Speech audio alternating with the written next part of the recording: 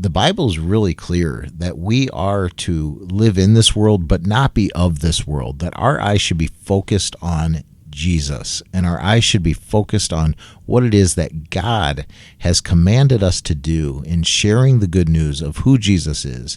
God is interested in salvation. He is interested in the things of eternity, and he encourages us to be interested in those things and to stay focused on those things. There was a sermon by Tony Evans that really hit this home in an incredibly cool way, and I'm going to use his analogy, and I'll probably butcher it to death because he's so good with using analogies, and I'm not. But his point in his analogy was that when there are football games that go on, and anybody who's watching the NFL knows that we've entered the playoffs now, and the Super Bowl's coming up right around the corner, and anytime there are these NFL games that are going on, there are two opposing teams, the home team and the visiting team. And they all have their own interests and their own things that they are trying to accomplish, which is to either score touchdowns or to prevent the other team from scoring touchdowns, right? So those are the two goals and the two missions that each team has.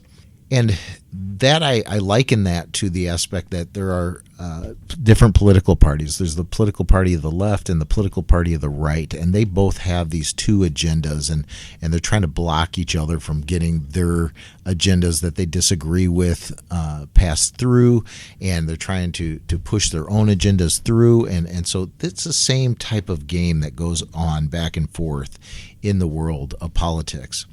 But in these football games, there is a third team that's on the field.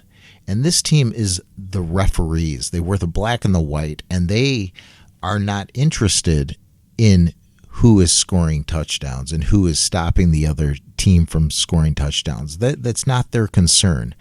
Their concern is that the game is being played properly, and they have rules, a set of rules that come down from the tower in New York that they are to adhere to, and to make sure that when something doesn't go right, when something doesn't go according to the official rules and regulations of the game, that they throw a flag on the field and they call a foul, and that they make sure that the things that were done wrong are made right through penalties and through all of the different things that they do on the field to officiate and make sure that things are being done the way that the NFL has stated they need to be done. And this is the team that we as Christians should see ourselves as. We are wearing the black and white. We are the ones that shouldn't be so caught up in the concerns of which team is scoring and which team is preventing the scores. At the end of the day, those things that are going to happen are going to happen. God has already seen them happen. He says in the Bible over and over again, these things must come to pass. And the reason why he says these things must come to pass is because these are things that he has already seen happen. He doesn't dwell in time, so it's already happened for him. And so because he's already seen it happen, then he knows that it has to happen. They have to come to pass. So we as Christians who have a goal of not being of this world need to keep our referees' hats on, and we need to just make sure that what we are doing is adhering to the guidelines and rules of our official who gives us our rule book of what it is that we are supposed to do and not do. And that book, of course, being the Bible, is very clear in what it is that we should do and what it is we shouldn't do. And you can take all of the do's and don'ts and sum them up into two simple things, which are the two greatest commandments. In all things that we do, we should love God with all of our heart, soul, mind, and strength. All of it, in everything we do. And if we are doing that, we've already put ourselves in a position that we are doing what it is that God has asked us to do.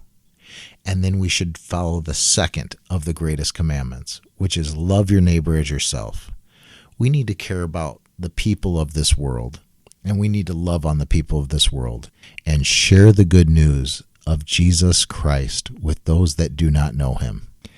But if we, as the body of Christ, do not share the good news explicitly and clearly, then it is on us, because we are here to plant the seed of the gospel, but we're not the ones that grow that seed. We're not the ones that bring salvation. We can't save anybody. God does that heavy lifting.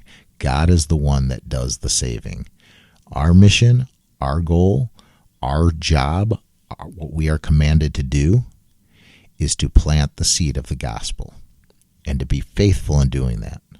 I pray that this has been an encouraging reminder of who we are and what we need to stay focused on, and to not get caught up in all of these minor things. Think about what we're talking about here with eternity, eternal salvation, and think of the magnitude of that. And now think of the importance of whether or not we wear a mask in a store or a restaurant. Listen, I don't mean to diminish the world's issues, but in light of eternity, they are diminished. I pray this has been helpful and hopefully encouraging so that we can go throughout our lives each and every day and live our lives all for Him. God bless you all.